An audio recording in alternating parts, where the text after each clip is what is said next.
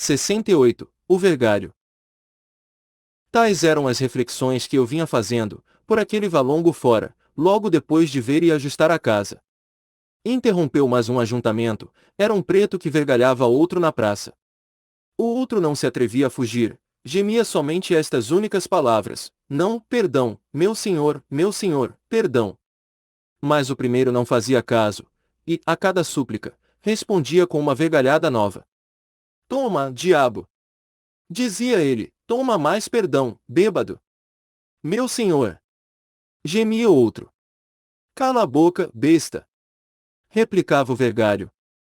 Parei, olhei. Justos céus! Quem havia de ser o do vergalho? Nada menos que o meu moleque Prudêncio, o que meu pai libertara alguns anos antes. Cheguei-me, ele deteve-se logo e pediu-me a bênção. Perguntei-lhe se aquele preto era escravo dele. É, sim, nhonho. Fez-te alguma coisa? É um vadio e um bêbado muito grande. Ainda hoje deixei ele na quitanda, enquanto eu ia lá embaixo na cidade, e ele deixou a quitanda para ir na venda beber. Está bom, perdoa-lhe, disse eu. Pois não, nhonho. Nhonho manda, não pede. Entra para casa, bêbado. Memórias póstumas de Brás Cubas. 179. Saí do grupo, que me olhava espantado e cochichava as suas conjeturas. Segui caminho, a desfiar uma infinidade de reflexões, que sinto haver inteiramente perdido, aliás, seria matéria para um bom capítulo, e talvez alegre. Eu gosto dos capítulos alegres, é o meu fraco. Exteriormente, era torvo o episódio do valongo, mas só exteriormente. Logo que meti mais dentro a faca do raciocínio achei-lhe um miolo gaiato, fino, e até profundo. Era um modo que o Prudêncio tinha de se desfazer das pancadas recebidas, transmitindo-as a outro. Eu, em criança, montava-o, punha-lhe um freio na boca, e desancava-o sem compaixão, ele gemia e sofria. Agora, porém, que era livre, dispunha de si mesmo, dos braços, das pernas, podia trabalhar, folgar, dormir, desagrilhoado da antiga condição, agora que ele se desbancava, comprou um escravo, e ia, lhe pagando, com alto juro, as quantias que de mim receberá. Vejam as sutilezas do maroto. 69. Um grão de sandice. Este caso faz-me lembrar um doido que conheci. Chamava-se Romualdo e dizia ser Tamerlão. Era sua grande e única mania, e tinha uma curiosa maneira de a explicar. Eu sou o ilustre Tamerlão, dizia ele. Outrora fui Romualdo, mas adoeci, e tomei tanto tártaro, tanto tártaro, tanto tártaro, que fiquei tártaro, e até rei dos tártaros. O tártaro tem a virtude de fazer tártaros. Pobre Romualdo! A gente ria da resposta, mas é provável que o leitor não se ria, e com razão, eu não lhe acho graça nenhuma. Ouvida, tinha algum xiste, mas assim contada, no papel, e a propósito de um vergalho recebido e transferido, for-se a confessar que é muito melhor voltar à casinha da Gamboa. Deixemos os Romualdos e Prudêncios. 70. De Plácida. Voltemos à casinha. Não seres capaz de lá entrar hoje, curioso leitor, envelheceu, enegreceu, apodreceu, e o proprietário deitou-a abaixo para substituí-la por outra, 3 vezes maior, mas juro-te que muito menor que a primeira. O mundo era estreito para Alexandre, um desvão de telhado é o infinito para as andorinhas. Vê agora a neutralidade deste globo, que nos leva, através dos espaços, como uma lancha de náufragos, que vai dar à costa. Dorme hoje um casal de virtudes no mesmo espaço de chão que sofreu um casal de pecados. Amanhã pode lá dormir um eclesiástico, depois um assassino, depois um ferreiro, depois um poeta, e todos abençoarão esse canto de terra, que lhes deu algumas ilusões. Virgília fez daquilo um brinco, designou as alfaias mais idôneas, e dispô-las com a intuição estética da mulher elegante. Eu levei para lá alguns livros, e tudo ficou sob a guarda de D. Plácida, suposta, a certos respeitos, verdadeira dona da casa. Custou-lhe muito a aceitar a casa, farejar a intenção e doía. Lhe o ofício, mas afinal cedeu.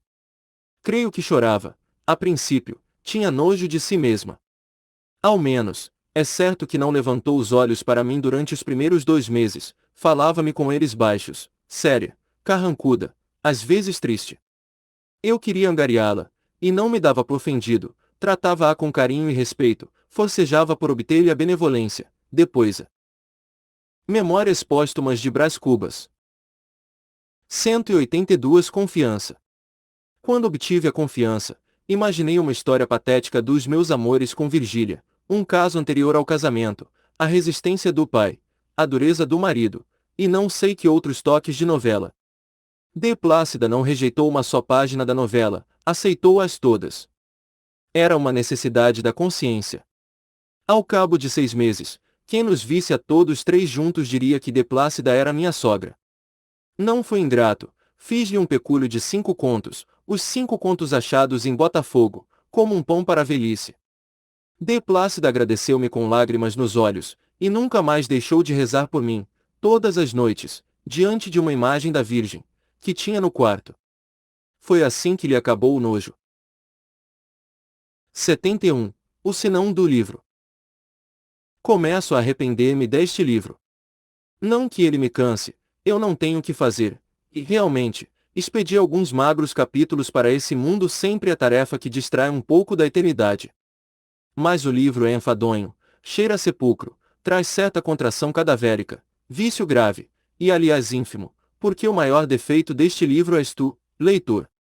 Tu tens pressa de envelhecer, e o livro anda devagar, tu amas a narração direta e nutrida, o estilo regular e fluente, e este livro e o meu estilo são como os ébrios, guinam à direita e à esquerda, andam e param, resmungam, urram, gargalham, ameaçam o céu, escorregam e caem. E caem. Folhas misérrimas do meu cipreste, eis de cair, como quaisquer outras belas e vistosas, e se eu tivesse olhos, dar-vos-ia uma lágrima de saudade. Esta é a grande vantagem da morte, que, se não deixa boca para rir, também não deixa olhos para chorar. Eis de cair. 72. O Bibliômano. Talvez suprima o capítulo anterior, entre outros motivos. Há aí, nas últimas linhas, uma frase muito pararrecida com despropósito, e eu não quero dar pasto à crítica do futuro. Olhai, daqui a 70 anos, um sujeito magro, amarelo, grisalho, que não ama nenhuma outra coisa além dos livros, inclina-se sobre a página anterior, a ver se lhe descobre o despropósito, lê, relê, treslê, desengonça as palavras, saca uma sílaba, depois outra, mais outra e as restantes, examina-as por dentro e por fora, por todos os lados, contra a luz, espaneja-as, esfrega-as no joelho, lava-as, e nada, não acha o despropósito. É um bibliômano. Não conhece o autor, este nome de Brás Cubas não vem nos seus dicionários biográficos. Achou o volume, por acaso, no pardieiro de um alfarrabista. Comprou-o por R$ 200. Indagou, pesquisou, esgaravatou, e veio a descobrir que era um exemplar único. Único! Vós, que não só amais os livros, senão que padeceis a mania deles, vós sabeis muito bem o valor desta palavra, e adivinhais, portanto, as delícias de meu bibliômano. Ele rejeitaria a coroa das Índias, o papado, todos os museus da Itália e da Holanda, se os houvesse de trocar por esse único exemplar, e não porque seja das minhas memórias, faria a mesma coisa com o almanaque de Laemmert, uma vez que fosse único. Memórias Póstumas de Brás Cubas. 185. O pior é o despropósito. Lá continua o homem inclinado sobre a página, com uma lente no olho direito, todo entregue à nobre e áspera função de decifrar o despropósito. Já prometeu a si mesmo escrever uma breve memória, na qual relate o achado do livro e a descoberta da sublimidade, se a houver por baixo daquela frase obscura. Ao cabo, não descobre nada e contenta-se com a posse. Fecha o livro, mira-o, remira-o, chega-se à janela e mostra-o ao sol. Um exemplar único. Nesse momento passa-lhe por baixo da janela um César ou um Cromwell, a caminho do poder. Ele dá de ombros, fecha a janela, estira-se na rede e folheia o livro devagar, com amor, aos goles. Um exemplar único. 73. O Nuncheon. O despropósito fez-me perder outro capítulo. Que melhor não era dizer as coisas lisamente, sem todos estes solavancos. Já comparei o meu estilo ao andar dos ébrios. Se a ideia vos parece indecorosa, direi que ele é o que eram as minhas refeições com Virgília, na casinha da Gamboa, onde às vezes fazíamos a nossa patuscada, o nosso lunchel. Vinho, fruta, compotas. Comíamos, é verdade, mas era um comer vigulado de palavrinhas doces, de olhares tenos, de criancices, uma infinidade desses apartes do coração, aliás o verdadeiro, o ininterrupto discurso do amor. Às vezes vinha o arrufo temperar o nímio adocicado da situação. Ela deixava-me, refugiava, se num canto do canapé, ou ia para o interior ouvir as denguices de Dona Plácida. 5 ou 10 minutos depois, reatávamos a palestra, como eu reato a narração, para desatá-la outra vez. Note-se que, longe de termos horror ao método, era nosso costume convidá-lo, na pessoa de D. Plácida, a sentar-se conosco à mesa, mas D. Plácida não aceitava nunca. Você parece que não gosta mais de mim, disse-lhe um dia Virgília. Virgem Nossa Senhora! Exclamou a boa dama alçando as mãos para o teto. Não gosto de Yaya. Mas então de quem é que eu gostaria neste mundo? Memórias Póstumas de Brás Cubas 187 pegando-lhe nas mãos, olhou-a fixamente, até molharem-se-lhe os olhos, de tão fixo que era. Virgília acariciou-a muito, eu deixei-lhe uma pratinha na algibeira do vestido. 74. História de D. Plácida. Não te arrependas de ser generoso, a pratinha rendeu-me uma confidência de D. Plácida, e conseguintemente este capítulo. Dias depois, como eu a achasse só em casa, travamos palestra, e ela contou-me em breves termos a sua história. Era filha natural de um sacristão da sé e de uma mulher que fazia doces para fora. Perdeu o pai aos 10 anos. Já então ralava cocô e fazia não sei que outros trabalhos de doceira, compatíveis com a idade. Aos 15 ou 16 casou com um alfaiate, que morreu tísico algum tempo depois, deixando-lhe uma filha. Viúva e moça, ficaram a seu cargo a filha, com 2 anos, e a mãe, cansada de trabalhar. Tinha de sustentar a 3 pessoas. Fazia doces, que era o seu ofício, mas cozia também, de dia e de noite, com afinco, para 3 ou 4 lojas, e ensinava algumas crianças do bairro, a 10 tostões por mês. Com isto iam-se passando os anos, não a beleza, porque não a tivera nunca. Apareceram-lhe alguns moros, propostas, seduções, a que resistia. Se eu pudesse encontrar outro marido, disse-me ela, creia que me teria casado, mas ninguém queria casar comigo. Um dos pretendentes conseguiu fazer-se aceito, não sendo, porém, mais delicado que os outros. D. Plácida despediu-o do mesmo modo, e, depois de o despedir, chorou muito. Continuou a cozer para fora e a escumar os tachos. A mãe tinha rabugem do temperamento, dos anos e da necessidade, mortificava a filha. Memórias Póstumas de Brás Cubas 189 para que tomasse um dos maridos de empréstimo e de ocasião que lhe a pediam. E bradava, queres ser melhor do que eu? Não sei donde te vêm essas fidúcias de pessoa rica. Minha camarada, a vida não se arranja à toa, não se come vento. Ora esta! Moços tão bons como Policarpo da Venda, coitado.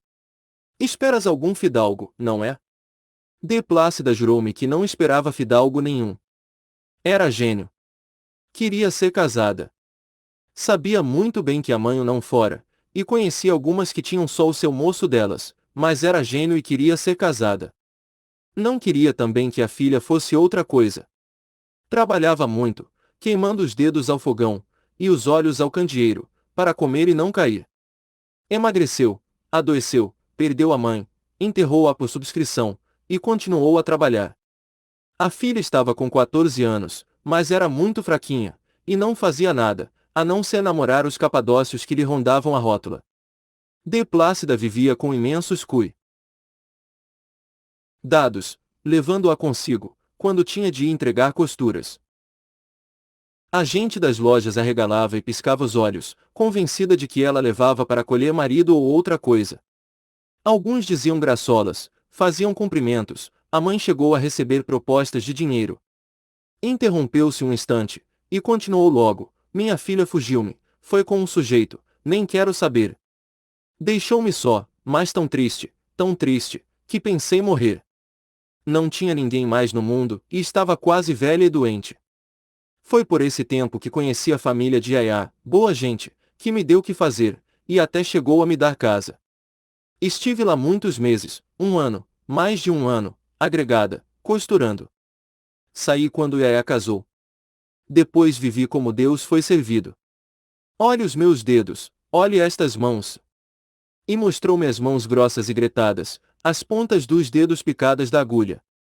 Não se cria isto à toa, meu senhor, Deus sabe como é que isto se cria. Felizmente, Yaya me protegeu, e o senhor doutor também. Eu tinha um medo de acabar na rua, pedindo esmola. Memórias póstumas de Brás Cubas. 190. Ao soltar a última frase, de Plácida teve um calafrio. Depois, como se tornasse a si, pareceu atentar na inconveniência daquela confissão ao amante de uma mulher casada, e começou a rir, a desdizer-se, a chamar-se tola, cheia de fidúcias, como lhe dizia a mãe. Enfim, cansada do meu silêncio, retirou-se da sala. Eu fiquei a olhar para a ponta do botim. 75. Comigo. Podendo acontecer que algum dos meus leitores tenha pulado o capítulo anterior, observo que é preciso lê-lo para entender o que eu disse comigo, logo depois que de Plácida saiu da sala. O que eu disse foi isto: assim, pois, o sacristão da Sé, um dia, ajudando a missa, viu entrar a dama, que devia ser sua colaboradora na vida de D. Plácida. Viu-a outros dias, durante semanas inteiras, gostou, disse-lhe alguma graça, pisou-lhe o pé, ao acender os altares, nos dias de festa. Ela gostou dele, acercaram-se, amaram-se. Dessa conjunção de luxúrias vadias brotou de Plácida. É de crer que de Plácida não falasse ainda quando nasceu, mas se falasse podia dizer aos autores de seus dias: aqui estou. Para que me chamastes? E o sacristão e a sacristã naturalmente lhe responderiam: chamamos-te para queimar os dedos nos tachos, os olhos na costura, comer mal, ou não comer, andar de um lado para outro, na faina, adoecendo e sarando, com o fim de tornar a adoecer e sarar outra vez, triste agora, logo desespe. Rada, amanhã resignada, mas sempre com as mãos no tacho e os olhos na costura, até acabar um dia na lama ou no hospital, foi para isso que te chamamos, num momento de simpatia. 76. O estrume. Esse súbito deu-me à consciência um repelão, acusou-me de ter feito capitular a probidade de de Plácida, obrigando-a a um papel torpe, depois de uma longa vida de trabalho e privações. Medianeira não era melhor que concubina, e eu tinha abaixado a esse ofício, à custa de obséquios e dinheiros. Foi o que me disse a consciência, fiquei uns 10 minutos sem saber que lhe replicasse. Ela acrescentou que eu me aproveitará da fascinação exercida por Virgília sobre a ex-costureira, da gratidão desta, enfim da necessidade.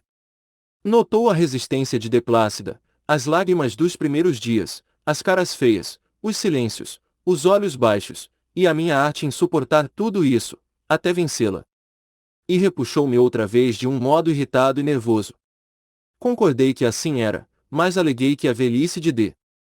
Plácida estava agora ao abrigo da mendicidade, era uma compensação. Se não fossem os meus amores, provavelmente D. Plácida acabaria como tantas outras criaturas humanas, donde se poderia deduzir que o vício é muitas vezes o estrume da virtude. O que não impede que a virtude seja uma flor cheirosa e sã. A consciência concordou, e eu fui abrir a porta a Virgília. 77. Entrevista. Virgília entrou risonha e sossegada. Os tempos tinham levado os sustos e vexames.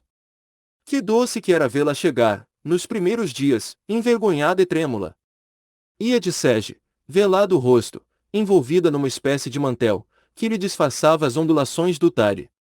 Da primeira vez deixou-se cair no canapé, ofegante, escarlate, com os olhos no chão, e palavra. Em nenhuma outra ocasião a achei tão bela, talvez porque nunca me senti mais lisonjeado. Agora, porém, como eu dizia, tinham acabado os sustos e vexames, as entrevistas entravam no período cronométrico. A intensidade do amor era a mesma, a diferença é que a chama perderá o translocado dos primeiros dias para constituir-se um simples feixe de raios, tranquilo e constante, como nos casamentos. Estou muito zangada com você, disse ela sentando-se. Por quê? Porque não foi lá ontem, como me tinha dito. O Damião perguntou muitas vezes se você não iria, ao menos, tomar chá. Por que é que não foi? Com efeito, eu havia faltado a palavra que dera, e a culpa era toda de Virgília. Questão de ciúmes. Essa mulher esplêndida sabia que o era, e gostava de ouvir dizer, fosse em voz alta ou baixa. Na antevéspera, em casa da baronesa, valsara 2 vezes com o mesmo Peralta, depois de lhe escutar as cortesanices, ao Memórias Póstumas de Brás Cubas. 194 Canto de uma janela. Estava tão alegre, tão derramada, tão cheia de si.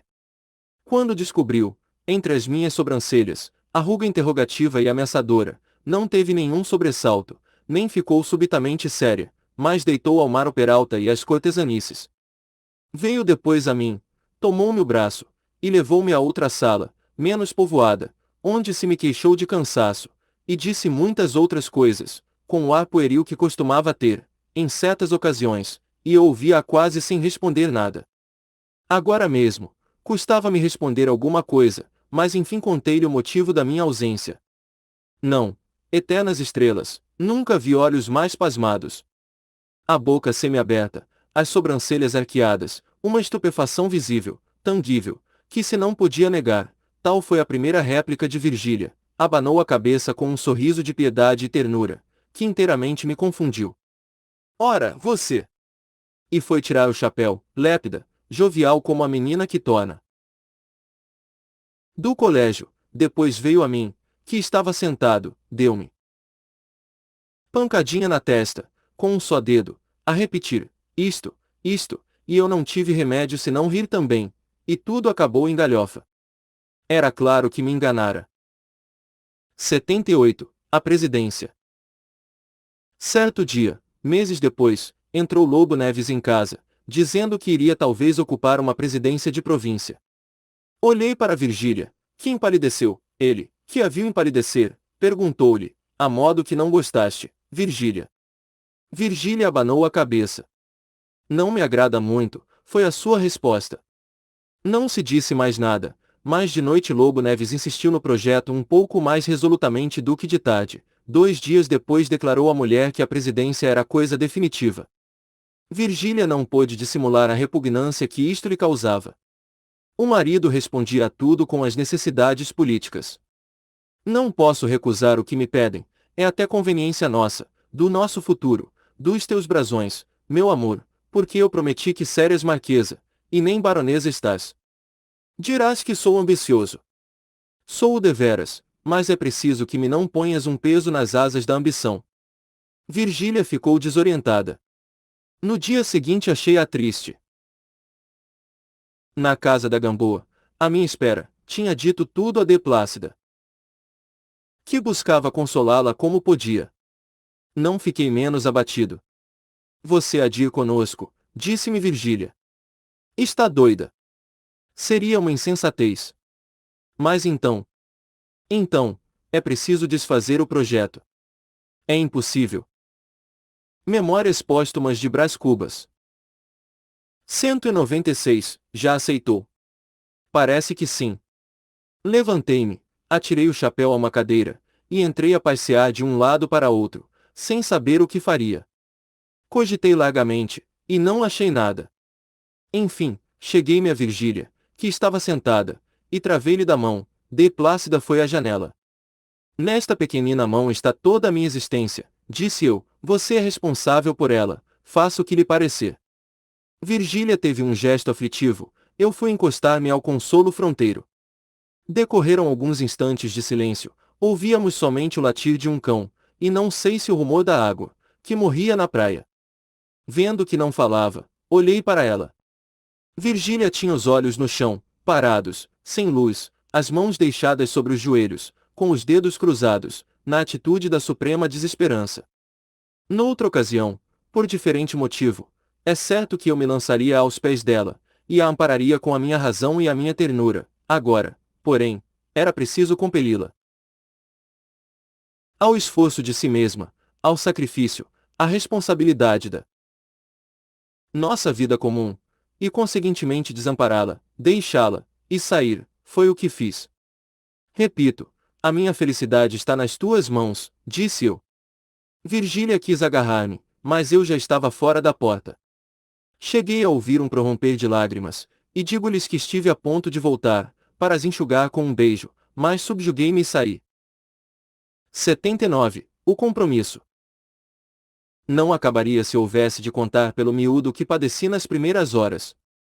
Vacilava entre um querer e um não querer, entre a piedade que me empuxava à casa de Virgília e outro sentimento, egoísmo, supunhamos, que me dizia, fica, deixa a sós com o problema, deixa que ela o resolverá no sentido do amor. Creio que essas duas forças tinham igual intensidade, investiam e resistiam ao mesmo tempo, com ardor, com tenacidade, e nenhuma cedia definitivamente. Às vezes sentia um dentezinho de remorso, parecia-me que abusava da fraqueza de uma mulher amante e culpada, sem nada sacrificar nem arriscar de mim próprio. E, quando ia capitular, vinha outra vez o amor, e me repetia o conselho egoísta, e eu ficava irresoluto e inquieto, desejoso de haver, e receoso de que a vista me levasse a compartilhar a responsabilidade da solução. Por fim interveio um compromisso entre o egoísmo e a piedade, eu iria vê-la em casa, e só em casa, em presença do marido, para lhe não dizer nada, à véspera do efeito da minha intimação. Deste modo poderia conciliar as duas forças. Agora, que isto escrevo, quer-me parecer que o compromisso era uma burla, que essa piedade era ainda uma forma de egoísmo, e que a resolução de ir consolar Virgília não passava de uma sugestão de meu próprio padecimento. 80. De secretário. Na noite seguinte fui efetivamente à casa do Lobo e minha vez, estavam ambos, Virgília muito triste, ele muito jovial. Juro que ela sentiu certo alívio, quando os nossos olhos se encontraram, cheios de curiosidade e ternura. Lobo Neves contou-me os planos que levava para a presidência, as dificuldades locais, as esperanças, as resoluções, estava tão contente, tão esperançado. Virgília, ao pé da mesa, fingia ler um livro, mas por cima da página olhava-me de quando em quando, interrogativa e ansiosa. O pior, disse-me de repente o Lobo Neves, é que ainda não achei secretário. Não.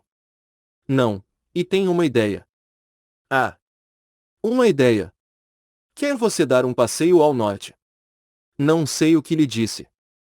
Você é rico, continuou ele, não precisa de um magro ordenado, mas se quisesse obsequiar-me, ia de secretário comigo.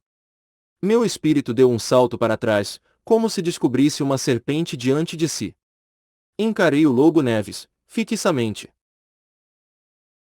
imperiosamente a ver se lhe apanhava algum pensamento oculto. Nem sombra disso, o olhar vinha direito e franco, a placidez do rosto era natural, não violenta, uma placidez salpicada de alegria. Respirei, e não tive ânimo de olhar para Virgília. Memórias póstumas de Brás Cubas 199. Senti por cima da página o olhar dela, que me pedia também a mesma coisa, e disse que sim, que iria. Na verdade, um presidente, uma presidenta, um secretário, era resolver as coisas de um modo administrativo.